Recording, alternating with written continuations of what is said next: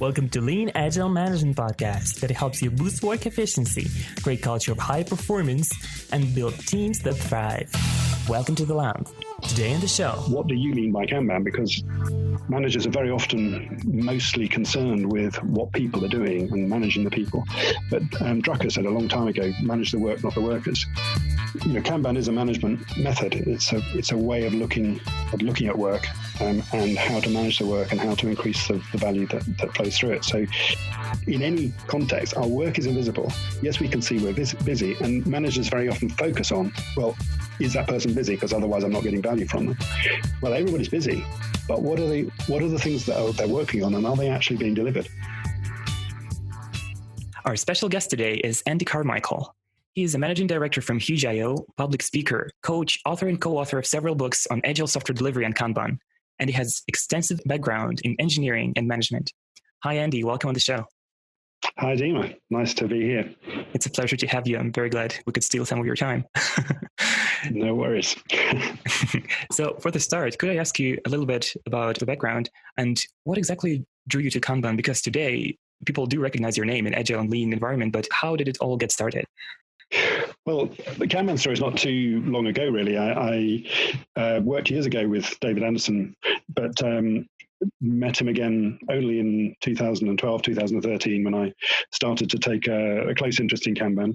I've been working in agile methods for some time before that. Originally feature-driven development, which is sort of in the late 90s. But the reason that I was interested in getting to know more about Kanban was, I think like a lot of agile coaches at that time, looking to take clients beyond the stage they got to with using Scrum, looking at scaling the use of agile methods across larger organizations. And so I went on David's masterclass and spoke to him about Kanban. And that's really what got me going and started in using and speaking about Kanban. Wonderful.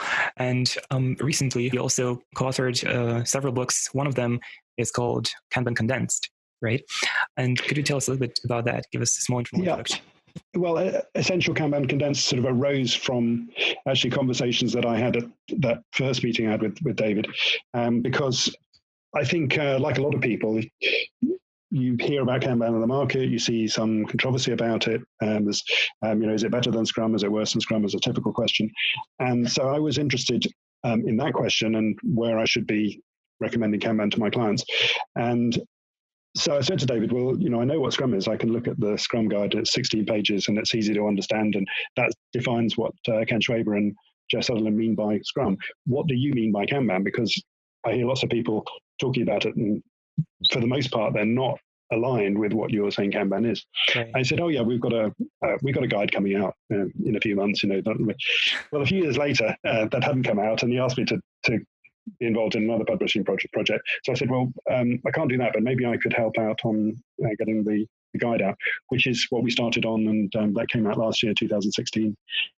It's basically 40 pages of method definition of, as succinctly as we can get to the key points of the Kanban method, plus notes and glossaries and index and those things, which takes it up to around 100 pages. But it's a very short guide, really, to the Kanban method. Right. Yeah. So the name actually is quite self-explanatory. It gives the most essential parts condensed to as easily digestible format. Yes, and I think because David Anderson involved in lots of other aspects of the method. There's ESP, Enterprise Service Planning. There's his latest book about fitness for purpose. Lots of other aspects of Kanban or what Kanban users are involved in using with clients. And so it was helpful to have that sort of short definition of the essentials of the method. Right. Yeah. And recently you started talking even more about something else, which is called the Kanban Lens.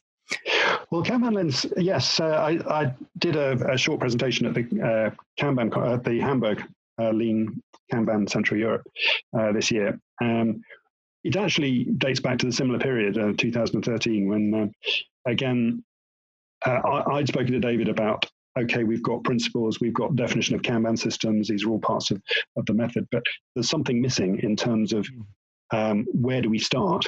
And the first sort of starting point of people using Kanban is to look at their work in a different way. And that's what we mean by the Kanban Lens. David actually did a blog at that time. And more recently, I've come back to that and talked to him again about making the words clearer in terms of what the Kanban Lens is.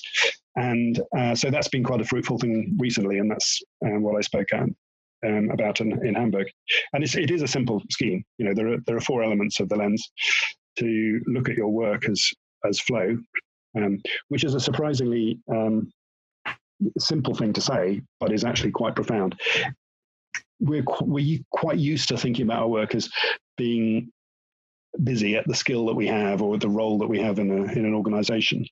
And with Kanban, we're trying to get people to look at the work itself, the work items that flow through an organization and result in value to the customer. So that's the first part of it, to see work as flow. And that's also part of, if you like, the shortest definition of Kanban is to start from seeing your work as flow, to actually make it visual, to visualize it, with a Kanban board or however you get to be able to see this invisible work, which is knowledge work, and then make changes to the way you work to improve the flow of value to customers. So that's also a very simple summary of how to start using Kanban.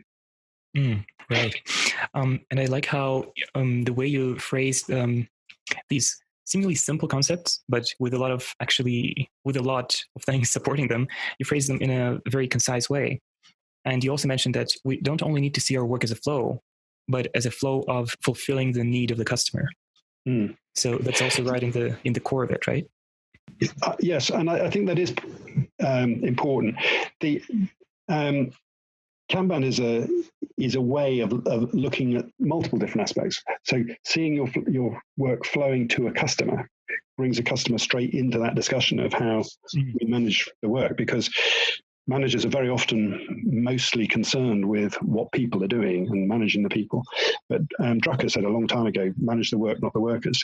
And this is part of actually the service delivery principles in Kanban, that our main efforts in managing knowledge work should be the actual work items and where they flow through the workflow, where they get stuck and where they don't result in value to the customer. These are all the key things to improve what we're doing. And so, seeing workers flow from customer need to needs met is part, as you say, bringing the customer into the center of how we think about what we're doing. And of course, the customer is different in different aspects. Actually, the third part of the lens is to see knowledge work. In other words, services that we deliver, and software development is a key one of those. So see knowledge work as a service. And again, that brings in the concept to deliver a service, you're delivering it to a customer. It might be an internal customer, it might be the end customer as far as the organization is concerned.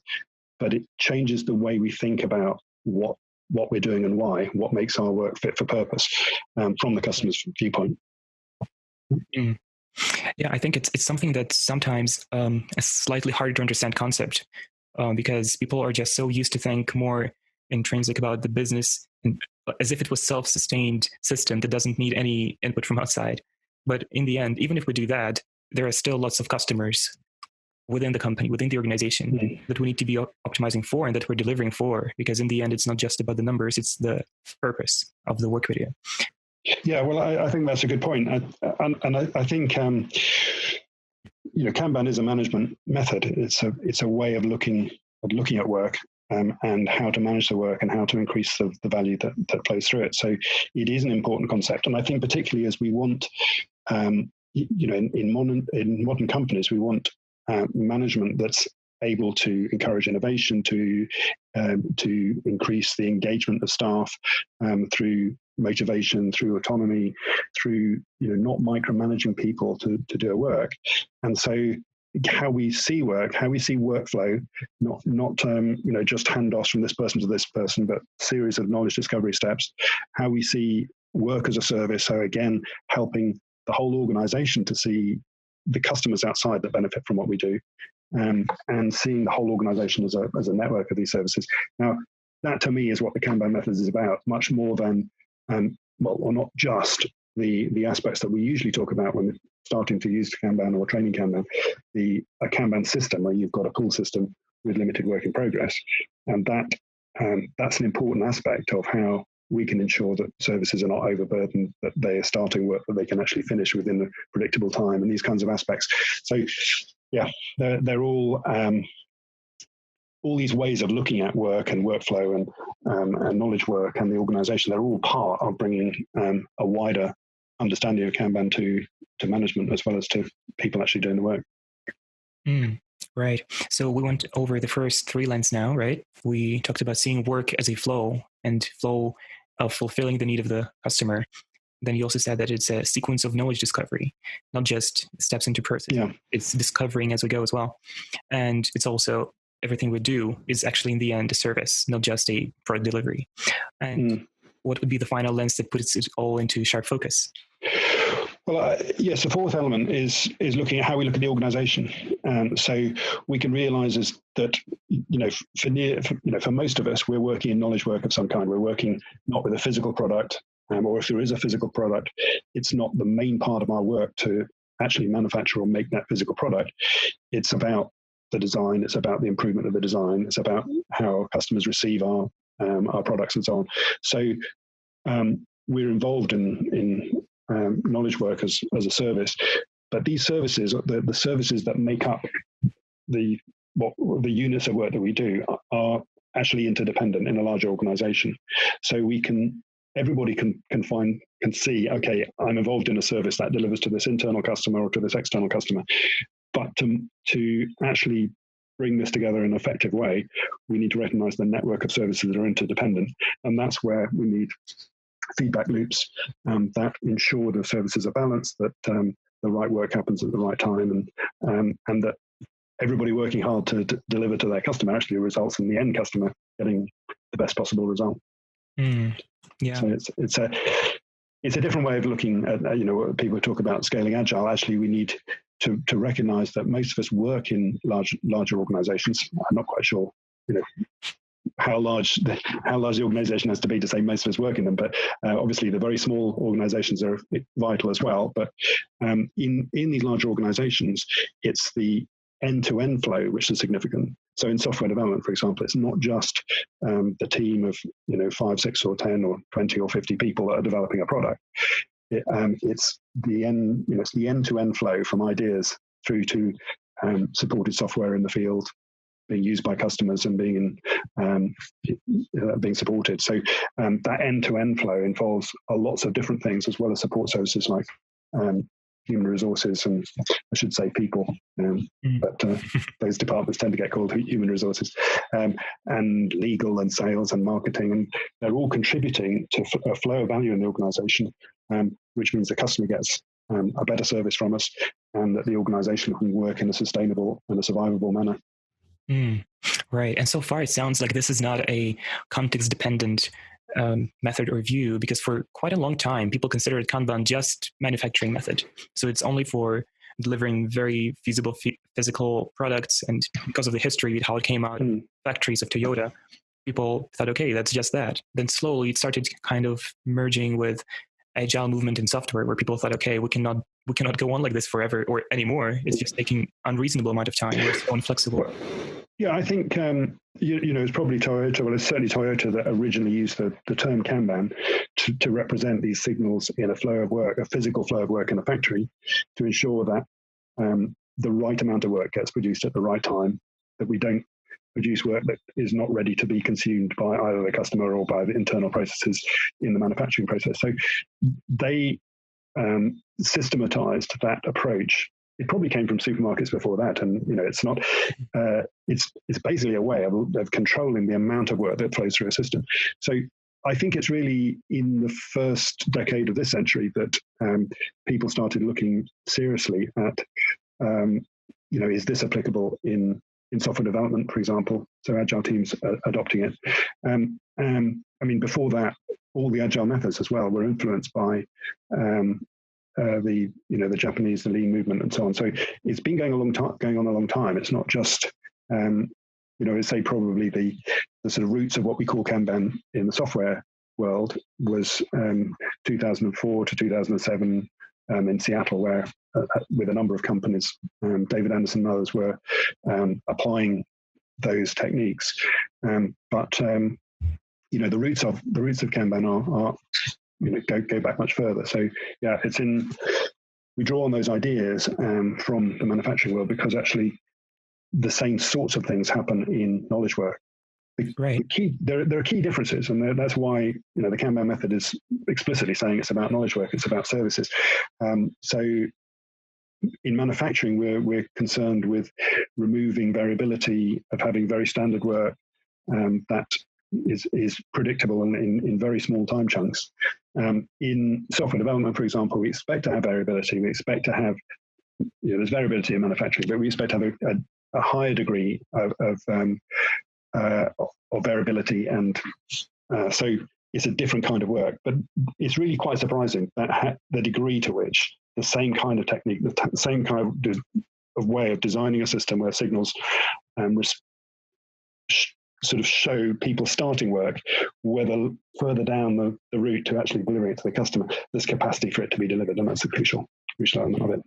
Right. And today we see that it's expanding much further than just even software development. And do you see this trend of or actually, do you think it's applicable for other industries outside of IT? Because some people would put it under question. They would say, just like they were saying it about manufacturing, now people say, well, it's just for software development. I'm in accounting, I'm in design. It just doesn't work in design. Yeah, I think it's very interesting to me how applicable it is. My son-in-law is a head teacher in a primary school, and he came to stay this half term, just gone. Mm-hmm. And of course, there's a few books in the house, and some of them are about Kanban. So he picked one of these books up, actually Personal Kanban by Jim Benson, and was reading it, and I said, "Oh, this is fantastic! I could use this in my primary school." So he goes back that week, puts up a Kanban board. This is the work that I'm doing. The other senior members of staff think, oh yeah, we really need. The key thing about what it's doing is it's making work visible. So lots of work, not just in schools, in any context, our work is invisible. Yes, we can see we're busy, and managers very often focus on, well, is that person busy? Because otherwise I'm not getting value from them. Well, everybody's busy. But what are the things that they're working on, and are they actually being delivered? And we had very interesting discussions, not just about using Kanban in the school and for the staff, but for the children as well, because one of the key difficulties in a primary school, there's maybe 30 children and one teacher and a couple of assistants, perhaps, not always that.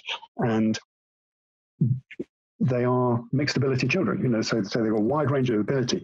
They want to talk about a topic together and do work on a topic, but as they break up and do different tasks at different levels of ability and different amounts of work, staying on the same topic and so on, using a Kanban board to show that and to show the children the sense of, I'm taking this piece of work and I'm going to take it through to being finished, actually something we should, learn from in our own work, that starting work and then being able to finish it is really fulfilling, as opposed to just being busy, just doing stuff. Oh yeah, I've got more stuff to do today and more stuff after that. So that's a key idea. It's definitely applicable outside, and it's not so much getting involved with what people call it, or whose ideas these are originally, and all the rest of it. Is applying what we have learned about the flow of work through many decades. In manufacturing, in design, in knowledge work generally, in software development, and seeing how do we improve that continuously. Because Kanban, at the end of the day, is an improvement method. The Kanban method, the first principles of Kanban method are about change management. They're also about service delivery. So those two sets of principles are the sort of foundation of it. So looking at how we continuously improve the way we work to meet a changing fitness landscape. So the environment out there is changing continuously. And what we did last year is not necessarily going to be the way we're working this year, or the best way to work this year. So as things change, how do we change the way we work, that we're always looking at what makes this work fit for purpose? What are our customers trying to do? And are they doing it successfully? So always interesting and exciting. So yeah, it's widely applicable outside IT, where probably you and I came across it, and within IT as well. It's broadening the scope of what people are doing. This is the way to scale Kanban. It's just look a little bit wider than when you're looking at the moment. You may be interested in how the software development team gets their user stories and delivers them to user acceptance testing or whatever. But the flow of value to the customer is a little bit wider than that. And when you've got that end-to-end flow from ideas to customers, you've got those other parts of the organization that are contributing to it and getting information in the right places and so on. So that's where we are. It's an open-ended and an exciting place to be, I think, in terms of where Kanban goes from here. Right. And I really love that example that shows it's not about the context, it's about using it and stopping to think about where it came from, what the name is. It's such a big trouble. People keep focusing on the labels, but labels don't really do the work. But also you've mentioned that it's connecting the dots before and after. You mentioned this is the way to scale it and to make it to a system level, the organizational level. Yeah. So could we just maybe reiterate and go into this once again? So once let's say we've applied the Kanban Lens, we looked at all the things we do. It's very easy to get stuck on just the team level. So people think, okay, I'll get lots of teams. Each of them will be Kanbanized or something like that. They will all have their lens on. They will see the things right. But it doesn't have to stop there, does it? No, I think it can't stop there if you're focused on the flow of value. That's why this is a good sort of starting point of, look, where does this work come from? Where's it going to? Do the people it goes to, are they satisfied with what are the ways that we can make it better for them? So those are all considerations in it. But the way you scale Kanban is the same as the way you start Kanban. You start with what you're doing at the moment and what your area of responsibility is, and you see the worker flow, the workers flow from, well, where did my work come from? Someone asked for it. Where does it go to? Maybe the same person, or maybe a different part of the organization, or maybe the end customer. So you see that and you improve it. But you then realize that you're dependent maybe on workers upstream that are producing stories that are ready for development, or they're doing design work, or they're doing work with customers to find out what they need and so on. And there's maybe work downstream, which is taking your work and deploying it on different servers, or doing different aspects of user acceptance testing, or whatever the downstream part of it. So then I just sort of say, oh yeah, it's not just my team. It's this wider service that delivers the product to the end customer. And then when I see these pink stickers appearing on the board and this work is blocked, I wonder why it's blocked, and if it's an external dependency. In other words, I need a service from somebody else to unblock this work because we want to change the database system, or we want to get hardware from elsewhere, or we need to integrate with a third party. All those blockers then show and think, oh yeah, they're delivering us a service. And at the moment, because there are so many of those blockers in our system arising from it, that service is not fit for our purpose. That service needs to know about what we need and when we need it. So that, again, you're just seeing these service by service, Kanbanize them, and then look at each service in terms of its fitness for purpose. And then, the aspects of it being at scale is as soon as there's 2 or 3 of these services which are recognizing that, yeah, they have to limit their work in progress, which means they may have sufficient capacity for the other services, or they may not have sufficient capacity. So how do we improve those capabilities, and how do we actually recognize that situation? Well, that's where things like the operations review is a feedback loop that can then begin to see, okay, where are we stuck? Where are the blockers coming? What's the balance of capability and demand for each of these services? And that allows us to complete the work. So the same principles of start from where you are, start from the service that you're at, and then scale it out service by service is the way to get there from here. And it's been shown in a lot of clients that step-by-step process of one service at a time, and then bringing the feedback loops in to ensure that we're aware of each other, we're aware of the dependencies, we can design those dependencies out, or we can ensure there's sufficient capability and so on. That's the way to go. Yeah, and speaking of if we can call them case studies, I bet you have some interesting examples, or maybe unexpected success stories that you could share. Have you ever seen a team that discovered something they didn't expect to get from applying Kanban or something like this? Well, I think there's always it's always an interesting situation to be working with clients, because it's a method that asks people themselves to look at their work and improve it. It's much more a case of allowing the people themselves to see that. I mean, I think there are many case studies, and there are case studies published now. I've been involved in some of the interviews for Kanban coaching professionals, which always involves a case study and hearing people how they brought Kanban to a team or to a set of teams, and as they begin to use it, the things that have changed. It's always different. It's always different order that people say, well, we attack this problem like this. We changed the way we're doing estimating, or we changed the way that we were organizing the teams to address this problem. And that's why I like it. It's not a pre-canned solution for teams, even at scale. It's a look at your work in this way, see where the problems are, and then begin to improve on them. So, yeah. No. Specific case studies, I think probably the best place to look for those is the LKU website, which has a number of well-written up stories. But I think the other thing is make your own case study. Actually start using the method and see the change it can make for you. Right. Great. And what kind of maybe top advice could you give to management when they're getting started with this? So are there some crucial mistakes to avoid? Because we talked about where to start and how to think about it. But is there something that somebody just must know before they do this? Well, I guess the best way to start is to see what you're unhappy with. What are either your customers unhappy in terms of the service they get from you, or what are the workers who are delivering that service? What are they dissatisfied about? What are their frustrations? I think if we start anywhere else, such as, I've seen this great method work in this case, and I'm coming to do exactly what they did over here, we're doing a different kind of change than the change management principles of Kanban, which is start where you are, make your work visible, and making work visible means make the problems visible. It does it automatically to some extent, just by being able to see what work is in progress. Usually that first step of it, okay, let's have a physical board to start with, and let's put some things on the wall to show what everyone's working in. Thinking, we're working all that at the moment. It brings the fact that we need to limit our work in progress into focus. They don't need to tell people, because if they put their work on the board, they see what it is. Okay, we can't do all that stuff this year. What are we focusing on? But it's really finding out where are your problems, where is this client's problems, and what's causing them pain. Because if there's not a real motivation to change from within, from those dissatisfactions, either with what the customer is reacting to it, or from the dissatisfaction in the team itself, then you're going to change the wrong thing.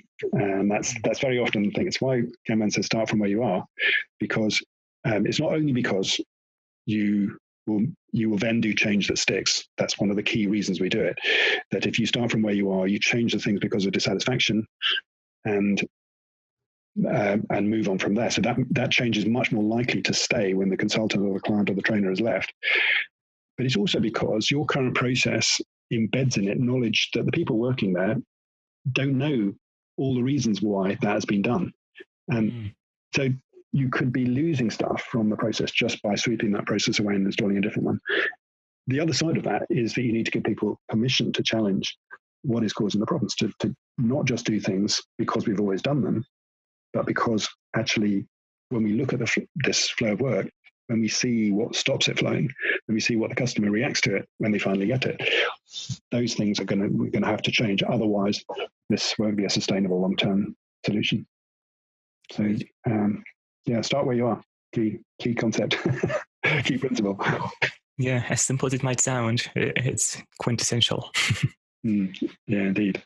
And going into the future, how do you think the whole world of Agile and Lean and Kanban might be changing? Because even though lots of the principles seem to be evergreen, and they are based on just the fact that we need to be doing work and we want it to be done better, do you think we should expect some kind of shifts and changes? Because at the core of this whole thing, we also say that nothing is constant and we shouldn't expect things to be permanent, but they will be changing. Do you think there are some few changes coming to Agile world? Constant change is here to stay, as they say. Yes, of course things will change, and of course they will change in a way that we don't expect. But I think you can look back over many decades of management systems, of ways of looking at work, of ways of improving. Not to build on those lessons of the past is very foolish. It's not to say that the ancient fathers knew how to do software development and we must do it like they did it. But actually, if you look at software development in the 50s, there's things that you realize are constant, and that we still want to produce small modules of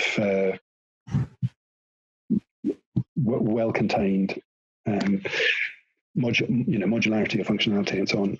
This is not a new idea. This is way back that we realized you can't just write one monolith of code and expect it to work. So, of course, there are principles that are common all the way through.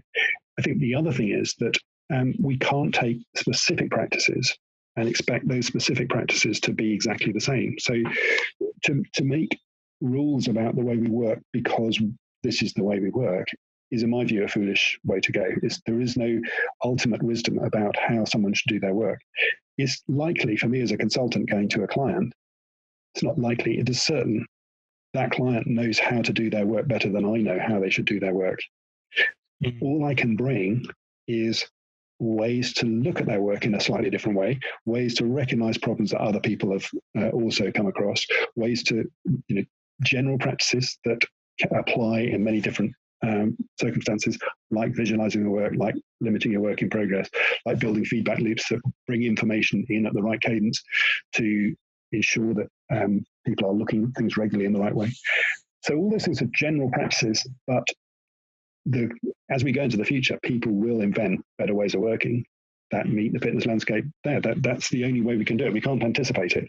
We have to build services now that are fit for the context, fit for the fitness landscape that businesses now exist in, and also to build into the DNA of organizations the fact that continuous improvement has to be in our blood.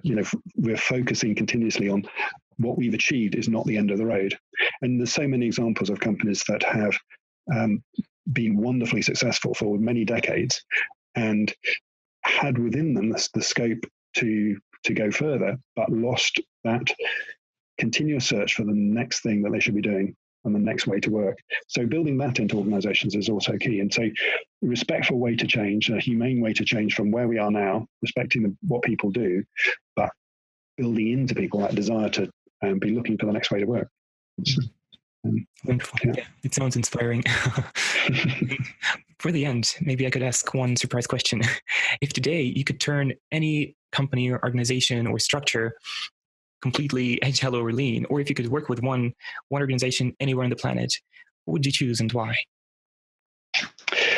It's an impossible question, of course, and there's lots of places. Yeah, I mean, don't you find once you get this way of thinking in your brain, you see so many organizations that are failing to focus on the work rather than the workers, that are failing to see where the end customer is and how to improve the experience of the end customer. I suppose one of the key areas is healthcare. And it's not just because I think I might need more as I get older, so people generally do. But healthcare is one of those areas where you can see the principles of Lean and Kanban, and where it's also being applied successfully. So that it's not like it's people working in healthcare are not aware of it. But you also see the difficulties and the lack of focus on where is the work, move people to the work, not don't manage the workers, manage the work. And of course, the work in this case is patients. So looking at the flow of patients, looking at the experience of patients who are also the customers, of course, for healthcare.